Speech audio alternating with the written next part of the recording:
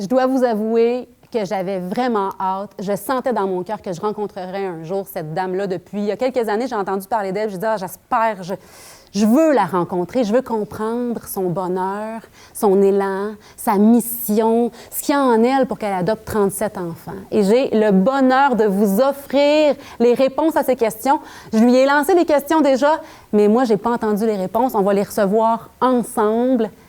Qu'est-ce qui s'est passé pour que vous vous mettiez? J'imagine que ça a commencé par un enfant. Absolument. Racontez-nous, s'il vous plaît. C'est que j'ai l'impression que j'ai dû tomber dans une potion de maman quand j'étais petite. J'ai toujours aimé les enfants. Et puis, dans la rue chez nous, bon, j'avais 7-8 ans, on me demandait de promener les enfants. On m'appelait la mère aux petits à cet âge-là. Et puis, j'ai aimé aller garder. Puis, à un moment donné, bon, à 16 ans, tu cherches un peu... un métier dans mon temps, il y a plusieurs années, plus de 50 ans. Bon, c'était professeur, maîtresse d'école, secrétaire et, bon, des infirmières. Et puis, tout à coup, je vois une photo dans une revue, une thérapeute avec un enfant handicapé, un enfant mulâtre. J'ai encore la photo très présente à moi. Alors, je lis un peu ce que c'était physiothérapeute. Je suis la 2e promotion de physiothérapeute à l'Université de Montréal, donc il n'y en avait pas, on ne connaissait pas. Mais j'ai voulu être thérapeute pour être avec les enfants. Alors, j'ai fait mon cours, j'ai travaillé un petit peu à Québec, mais après à peine 1 an, je suis allée en Amérique latine, en Équateur, où on avait besoin pour ouvrir le cours de physiothérapeute, parce que finalement, il y avait des épidémies de poliomyélite, bon, semblables à notre pandémie. Alors, je suis allée là-bas pour le cours, puis c'était avec des enfants, mais des enfants qu'on ramassait dans la rue. Ils arrivaient par camion, 50, 60. Les enfants, on ne savait pas d'où ils venaient, on ne savait pas leur âge. Alors, pour moi, là, c'était le plus grand crime au monde, là, un enfant qui ne peut pas dire maman, qui ne peut pas dire papa. Je trouvais ça incroyable. J'ai passé là-bas 2 ans, puis j'ai encore des très bons souvenirs. Et même, il y a 1 an, en septembre, j'ai emmené toute ma famille en Équateur parce que ça faisait 50 ans que les premières thérapeutes avaient terminé. Alors, j'ai revu des jeunes enfants que j'avais traités. C'est-tu vrai? Vous avez revu oui. des gens que vous avez, des enfants que vous aviez pris sous votre aile? Ils étaient devenus adultes? Oui, puis il y en a une, bon, Olenka, qui a 50 ans, qui a 3 enfants, a dit que j'ai été une mère pour elle. Alors, tu sais, c'est extraordinaire, là, quand c'est la vraie relation, mais avec le bon Dieu dans tout ça. Alors, tu es vraiment en relation. Puis quelques années après, je suis allée en Afrique, au centre du cardinal Léger et ses œuvres, parce qu'encore là, c'était le même problème. Ils avaient besoin de la formation, ils avaient besoin de thérapeutes. Et puis, après ça, bien, j'ai découvert le Petit Prince de Saint-Exupéry. Alors, j'ai voulu aller le rencontrer dans le désert. Alors, je suis allée dans le désert du Sahara rencontrer le Petit Prince. Puis pour moi, c'était vraiment... C'est vraiment où l'Éternel rejoint l'humanité. La divinité rejoint l'humanité dans ces paysages immenses, là. Et puis moi, j'avais toujours cette image du Petit Prince, de cet enfant. Puis après ça, je suis allée à la Terre de Feu en motocyclette pour rencontrer des enfants un peu partout, puis les aider comme ils arrivaient. Alors là encore, c'était vraiment la relation, comment un enfant, c'est beau, c'est bon, c'est vrai. Alors quand je suis revenue au Québec avec toutes ces expériences, puis j'ai vu qu'il y avait, bon, je traitais des enfants handicapés, mais ils étaient soit dans des soins prolongés dans les hôpitaux, dans des bonnes familles d'accueil, mais dans une famille d'accueil, c'est pas ta maman. C'est une bonne maman, c'est des bons... Alors, j'ai décidé d'adopter un enfant pour continuer à faire vivre un peu mes folies, ma délinquance. Et puis, ça a été un 2e. Puis, c'est le 3e qui fait la différence parce que Cathy, c'est une enfant qui est complètement paralysée, là, qui ne fait rien toute seule. Elle a 37 ans. Elle ne voit pas. Elle s'exprime, elle ne parle pas, mais elle exprime son besoin. Puis pour moi, j'ai découvert après avec mes enfants, l'autonomie, c'est quand tu peux demander ton besoin. Alors, Cathy, qui, comme je dis, elle est paralytique cérébrale, elle ne voit pas.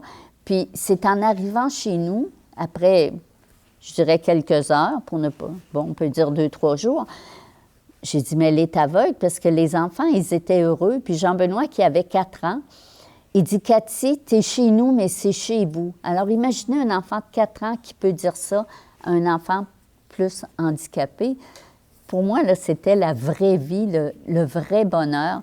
Puis 15 jours après, je suis retournée voir le spécialiste parce qu'il voulait la voir. J'ai dit, bien, vous savez, elle est aveugle. Il dit, c'est pas grave, c'est un légume. Alors, simplement, je suis repartie avec Cathy, qui nous dit ces choses à sa façon. Parce qu'à un moment donné, bon, on voyage beaucoup. Puis je me souviens un jour, j'avais, bon, Jean-Benoît, Marie, que j'avais laissé à l'hôpital Sainte-Justine parce qu'ils étaient malades, ils sont spina bifida.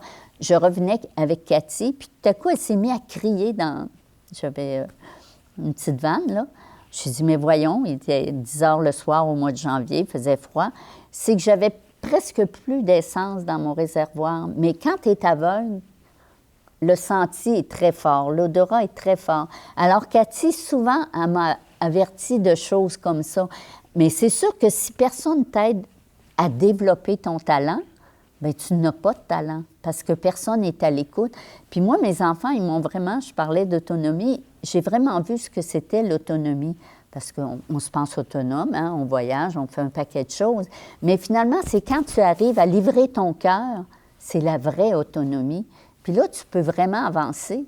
Puis tu peux aimer sans condition. Puis c'est sûr que tu fais une place au bon Dieu. Puis les enfants, ils ont vraiment confiance à Jésus, hein. Parce que tous les soirs, on fait le chapelet après le souper. Et puis, on fait notre émerveillement après. Alors, les enfants, ils disent chacun leur émerveillement, ce qu'ils ont trouvé beau dans la journée. Alors, je suis certaine qu'il va y avoir des gens d'ici ce soir dans l'émerveillement des enfants. Oui. Alors, c'est la belle vie, je dirais, parce que finalement, comme je dis, bon, le bon Dieu fait tout, puis je fais le reste. Puis le bon Dieu, bon, il m'a donné une santé extraordinaire, là, quand même. Je suis en pleine forme, puis tant que ça va bien, juste les oreilles qui sont un peu sourdes, mais on peut pallier à tout ça, puis il n'y a aucun problème, là. Mais c'est vraiment merveilleux ce que les enfants nous apprennent. Ça me touche tellement. Parce que vous dites, pour développer les talents, ça prend quelqu'un qui est à l'écoute pour le recevoir, le développer, ce talent, être réceptif à ce beau talent-là. Chaque personne sur la planète a besoin de quelqu'un aussi pour une mère que vous êtes. Parce qu'ils vous appellent maman. Oui, oui. Vous êtes vraiment leur mère. Vous dites que c'est la troisième qui fait la différence. Qui a fait la différence parce qu'après, ça s'est enchaîné? Bien, après, bon, j'étais en appartement, j'avais un bon appartement et tout ça, mais là, tu décides d'avoir une maison, ça prend une plus grande voiture. Toute seule, tout ça, là? Oui. Toute seule, là?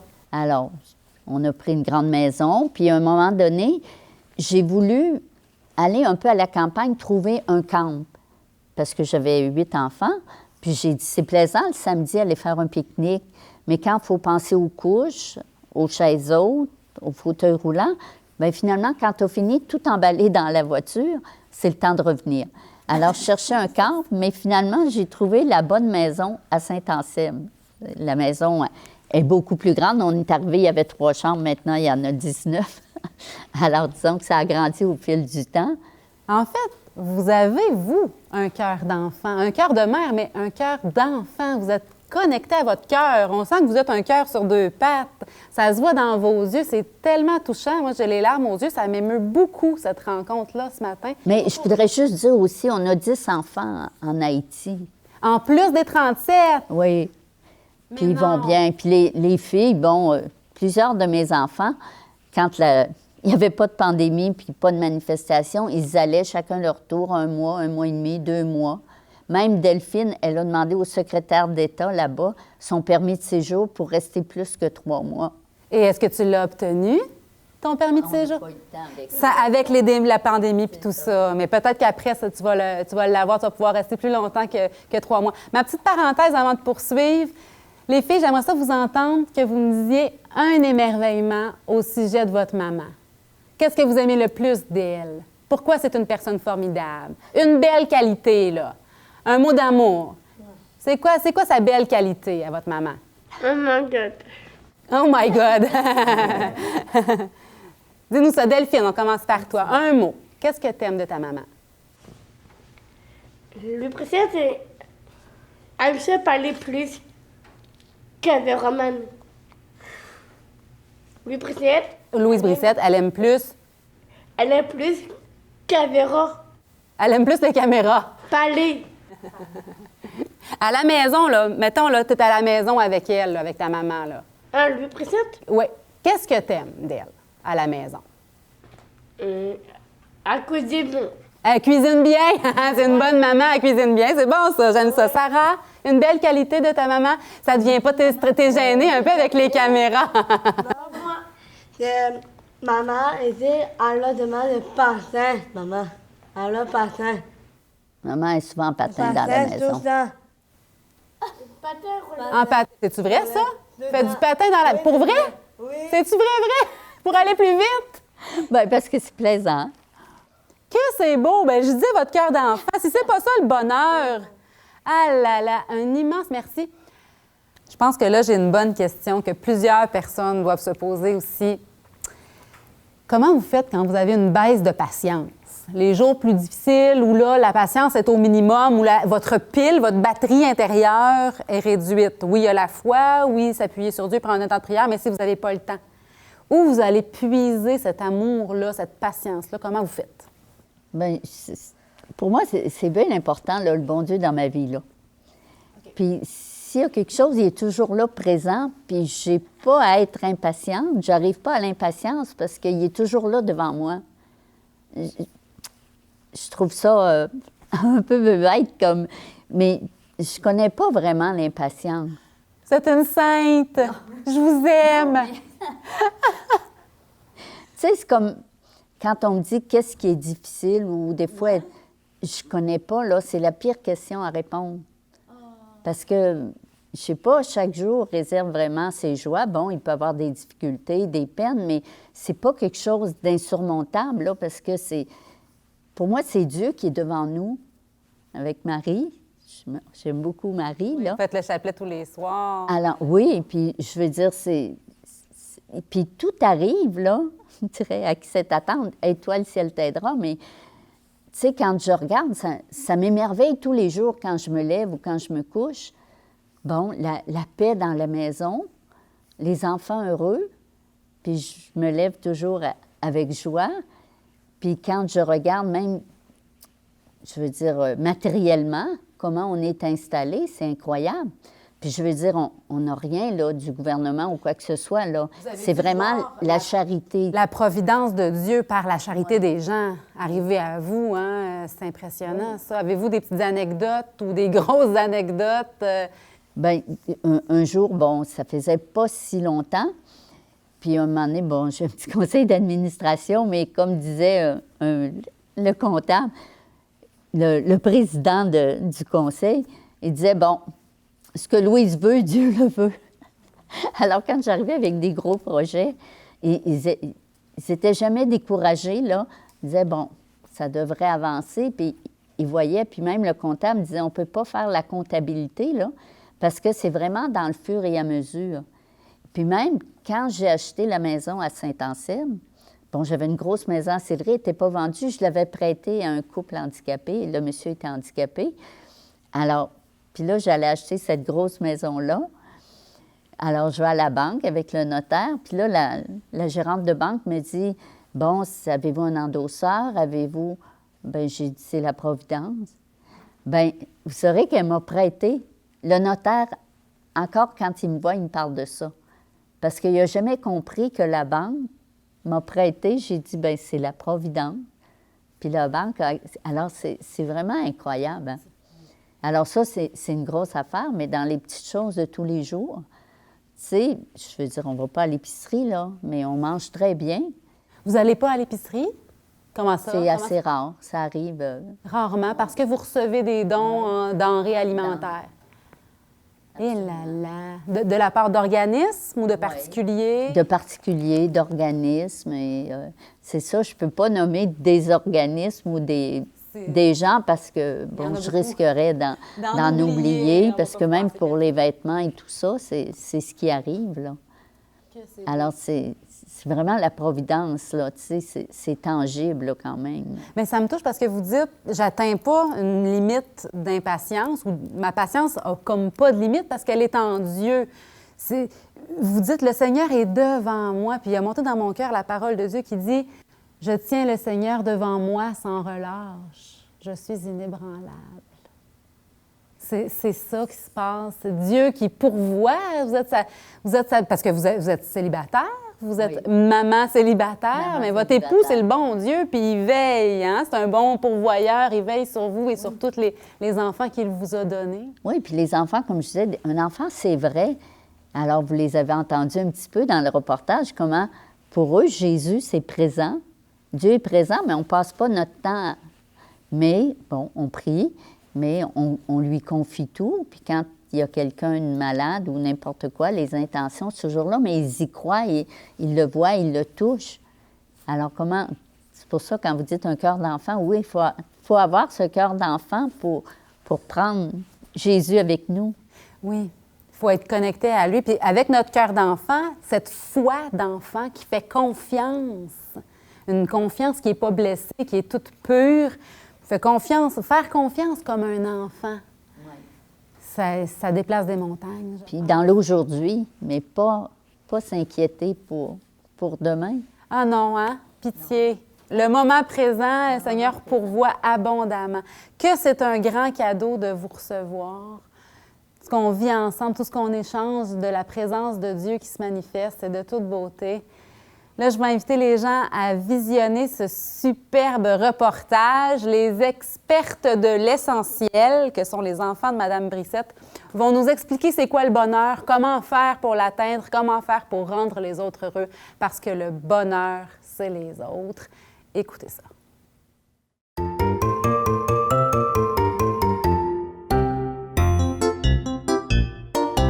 Alors, bonjour tout le monde, je suis actuellement à Saint-Anselme, donc chez Louise Brissette et ses enfants. Et durant toute cette pandémie, en fait, on a vu à quel point le confinement nous a ramenés au fond à l'essentiel. C'est qu'est-ce qui fait l'essentiel? Et aujourd'hui, je suis venu pour vous, passer en entrevue des experts de l'essentiel. Moi, c'est Christine. Christine. Gabrielle. Gabrielle. Delphine. Delphine. Fanny. Fanny. Tara. Et Sarah. C'est quoi pour vous le bonheur? Moi, le bonheur, là, c'est le bonheur. C'est à cause de toucher heureuse. Quand dans la vie, là, dans mon cœur, en moi, là, Oui. garder le chercher, c'est plus souriante. Là, c'est plus souriante, donner beaucoup d'énergie, espoir. C'est l'espoir. Le bonheur, c'est pour être heureuse, ensemble, toi, des frères et des sœurs. Quand tu vis une difficulté, une souffrance, quand tu es fâché, quand tu es triste, qu'est-ce que tu fais, toi, pour retrouver le bonheur? Le bonheur, c'est en forêt. En forêt? Ah non. Ouais. Ah oui? Ouais. Hey, faudrait quasiment venir ici hein, quand on est triste, comme ça on va retrouver le bonheur. Hein? Moi, Oui. à une minute à la maison en forêt. Ah, ouais. C'est ça. On peut retrouver dans la forêt, qu'est-ce qu'on trouve dans la forêt? Hein? Précis. Comme... On réfléchit. On réfléchit. Oui. Oui. Mais assis à terre, il pas les yeux et Jésus. Ouais, d'accord. C'est ça. D'accord. Des mamans reçoivent un souper, un reste pour la gang. Ah oui, c'est le repas. Écoute, maman, tout le temps. Maman dit, la soupe. Ça, c'est le temps. C'est la gang. Oui.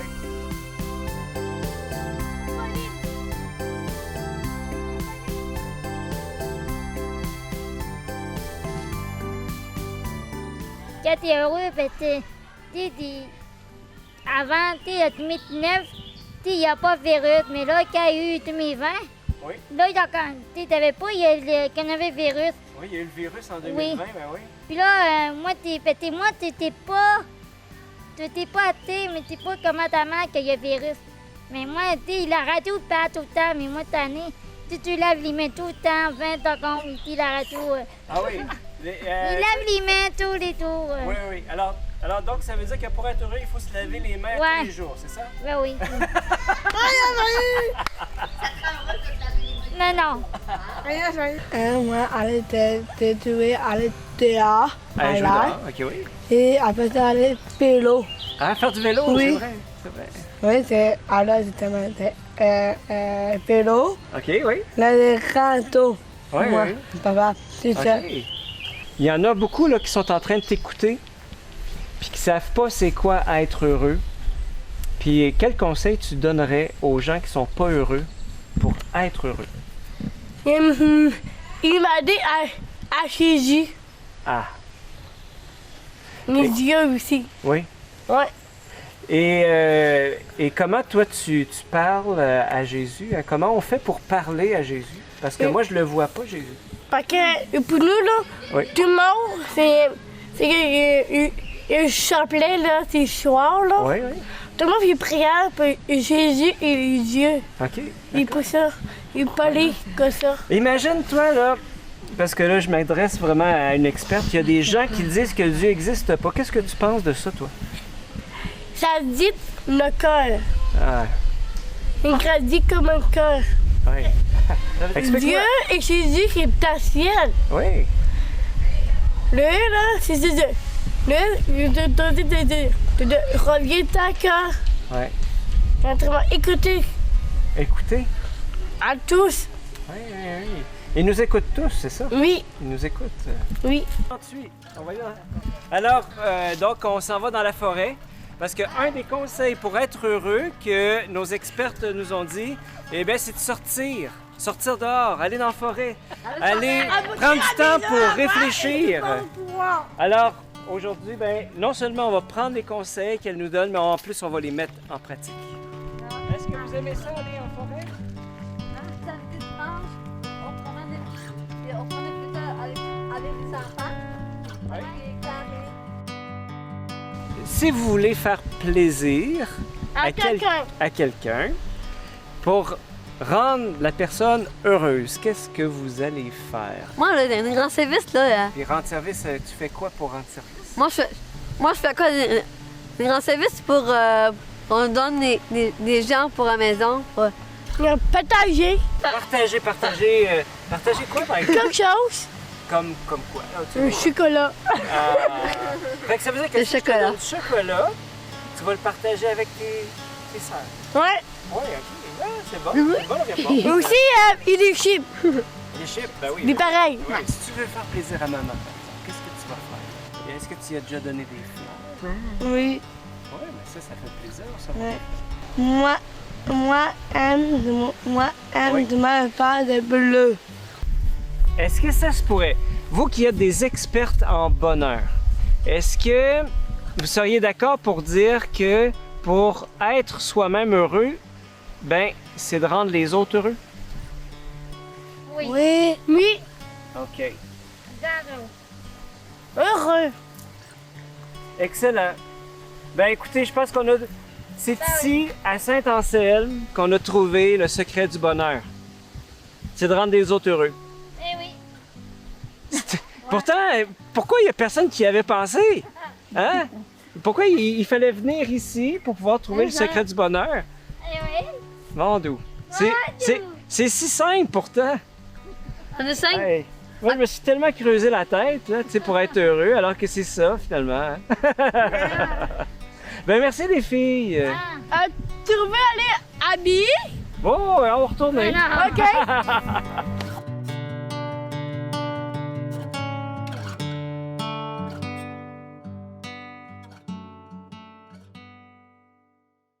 Les cœurs d'enfants, peu importe leur âge, peu importe notre âge, on devient expert de l'essentiel quand on habite notre cœur d'enfant, quand on est notre cœur d'enfant. Dans notre monde, les spécialistes du moment présent, les spécialistes du bonheur tout simple, les spécialistes de l'essentiel, c'est parfois, souvent, des personnes qui portent une différence, des personnes qui portent un handicap. Pourriez-vous nous dire, vous, comment vous percevez la richesse de côtoyer des personnes qui portent un handicap? Comment ça peut être un plus pour notre société d'accueillir, d'aimer, de côtoyer des personnes qui portent un handicap? C'est que des personnes différentes avec un handicap, qu'il soit intellectuel ou simplement physique, c'est que c'est des gens qui restent avec l'essentiel, qui n'ont rien à prouver, mais qu'ils aiment la relation. On est des êtres de relation. Dieu, c'est le plus grand personnage de relation. Il est en relation avec chacun de nous. Puis les enfants, bon, je prends mes enfants, ils sont en relation. Puis ils n'ont pas peur de dire à quelqu'un, « Ah, t'as un œil croche. » Nous, on va tout faire pour pas que la personne s'aperçoive qu'on est vu, mais eux, ils sont vrais. Alors, ils n'ont rien à cacher, puis c'est ça qui est extraordinaire. Tu sais, il y a un jeune qui a eu un accident de VTT qui vient chez nous parce qu'on a une chambre hyperbare et tout ça. Le jeune a 20 ans. Mais Fanny lui demande, « Tes jambes sont-elles paralysées? » Tu sais, c'était simplement comme je demanderais, « Vos cheveux sont raides naturellement? » Il y a pas de... On n'est pas mal à l'aise. Alors, le jeune, il aime les enfants. Il dit, ici, on reçoit l'amour vrai.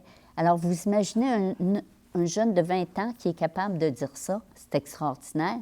C'est qu'ils vont dire, oh non, lui, il est plus beau, mais on n'est pas déçus parce qu'on est en relation. Alors, ils nous apprennent vraiment la relation. Je vous parlais de Cathy, puis je pourrais vous parler de tous mes enfants qui ne parlent pas, mais on est en relation. Tu sais, quand ils font un sourire, c'est qu'ils ont quelque chose à te dire. Mais tu rencontres les personnes, c'est rapide, ou sont avec leur téléphone ou n'importe quoi, alors tu ne vois plus le sourire, tu ne vois plus la relation. Alors, pour être en relation, tu n'as pas besoin de... Le cœur n'est jamais handicapé. Alors, quand tu es en relation cœur à cœur. Alors, c'est beau, c'est pur, c'est grand. Alors, tu oublies le handicap. Moi, mes enfants, c'est pas que je me ferme les yeux. Je sais qu'ils ont des restrictions, mais je les vois pas, là. Je fonctionne pas comme une mère d'enfants handicapés, là. Le handicap, bon, ben oui, ils ont des restrictions, mais ça vient pas rien chercher chez moi, là. Ça nous empêche pas d'aller plus loin. Au contraire, je reviens toujours à cette relation cœur à cœur. Et eux, ils sont comme ça. Puis c'est toujours d'une gratuité.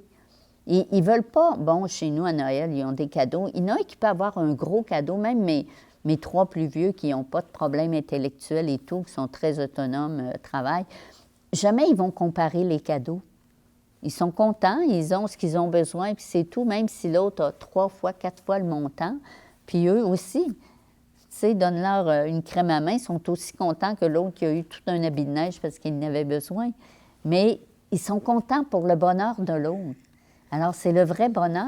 C'est vraiment le vrai bonheur de toute beauté. Bon, j'ai dit que je n'étais pas émotive. Je suis quand même un petit peu émotive aujourd'hui. Ça me touche profondément. Le cœur n'est jamais handicapé. C'est tellement ça. C'est tellement vrai. C'est source de bonheur. Ah, ça fait du bien. Je veux vous remercier, là. Vous ne savez pas comment vous m'avez fait du bien aujourd'hui. Puis je suis certaine que ça fait du bien à tous les téléspectateurs. Merci pour cet amour-là qui vous habite, tout simplement, mais si puissant, si fort. Merci de vous laisser habiter par l'amour même de Dieu. On espère que les gens à la maison vont avoir pu y goûter à plein. Merci, merci et au plaisir de se revoir à Saint-Anselme ou ailleurs. 11-10. C'est votre adresse. Ouais. Merci. Et à bientôt. Merci beaucoup. Bien, merci à vous.